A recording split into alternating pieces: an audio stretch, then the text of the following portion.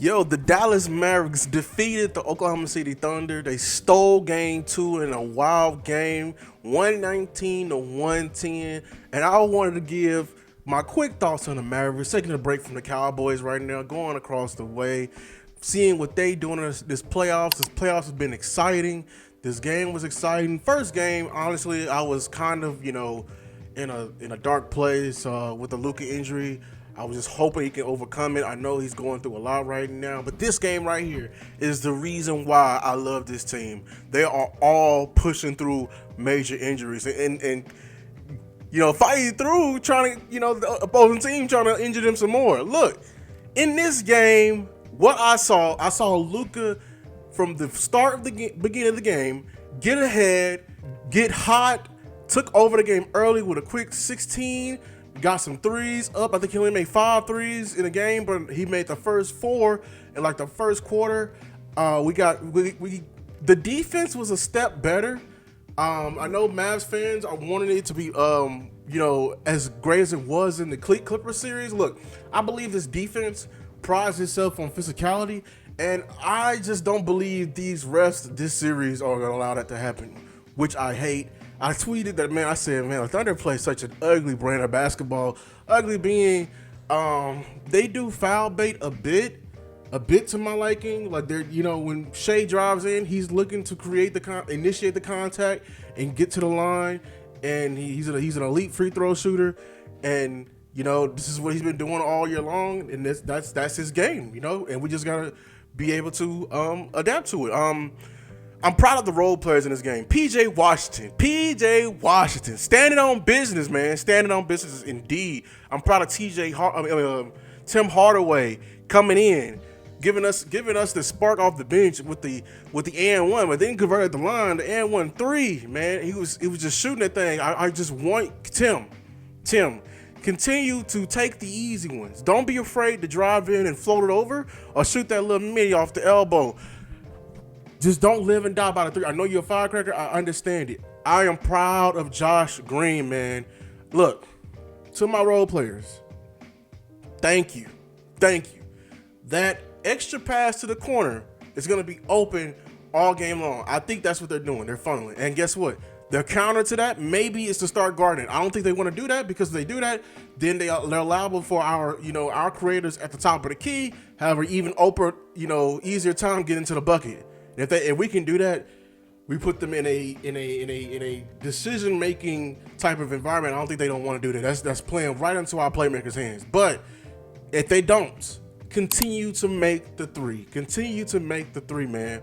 Looking at this box score, man, we got standing on business PJ Washington with the smooth 29 points, 11 rebounds for the double-double, 7 from 11 from the 3. That is huge. 4 assists, 11 for 18 from the field. He fouled out late.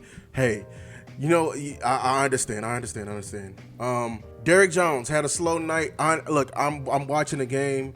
I'm seeing your impact in other ways. 9. Continue to hustle on them boards, Derrick Jones. He had 9 points, 1 for 5 for 3, 5 rebounds, 3 for 12. Gafford, man, another guy that's pushing through the injury. He had a block early in this game where, he hurt his hand. I understand, man. He ended with 13 points, 4 for 6 from the field goals. Kyrie had a slow night from the box score, but this does not show his impact. I would say he was a great defender and playmaker today, with 11 assists, 3 rebounds, 0 for 2 from 3, 2 for 8. And he's a great closer when it comes to the free throws. The boy, the man himself, the underrated Luka Doncic. 29 on one knee. He's pushing through, continue to push through. 7 assists, 10 rebounds, 5 for 8 from 3.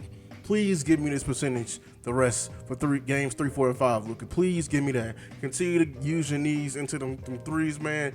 Please. I'm begging you. 11 for 21 for the field goals. We got Tim Hardaway off the bench, 6 for 10, 2 for 4. Ended the night with 17 points. Lively, 20 minutes, 1 for 7. Ended the night with 2 points. Lively, man. This is what I need from you. I understand. First of all, I understand on the Mavericks, we got a lot of guys that this is their first playoffs. They get, they never experienced it, whether it be rookie coming from a team that was, underachievement, and I understand it. I understand the jitters. I just need y'all to get within the game early, lively. When we pass it to you, and you got the little 6'5" guards on you, Cason Wallace, i.e., or I forgot his name. He was a shooter. Isaiah, I forgot his name. But if he's down there on the block, would you take your time and use your strength to get to an efficient bucket? I need you down there because you have momentum when you can make those. Like when the rotations get for the Thunder gets to a mismatch, we got to take advantage of it. We got to. Josh Green, 16 minutes, 4 for 6, 3 for 5 from 3, and then it was 11 points. Dante Exum continue to struggle. Keep at it, Dante. Keep at it. 6 points, 0 for 2, 0 for 2 from 3, 1 point, 1 assist, and 1 rebound. Going over to the Thunder. Chet Holmgren, 4 for 12, 1 for 6, 6 rebounds, 6 assists, 11 points.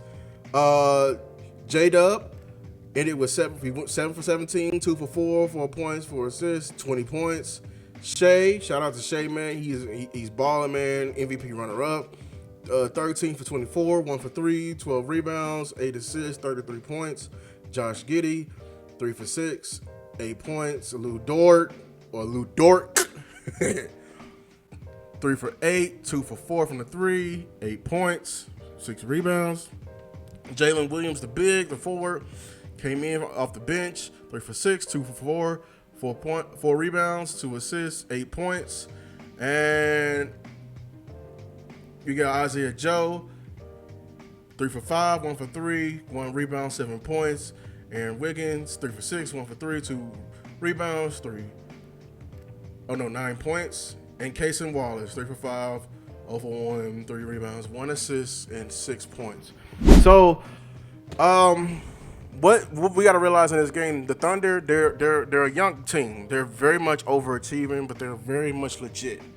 They're the type of team that can go 10 men deep and still, not lose a step because they're all, very confidence-driven, fundamentally sound, team. So I already know going in, they're gonna stop with the Josh Giddey minutes because he's basically Russell Westbrook 2.0 out there, not to the degree like he can go get a layup at least. He's not gonna brick everything, but for them to get the maximum output from the offense, they need all shooters on the court, and they're gonna spread us out and try to make us switch.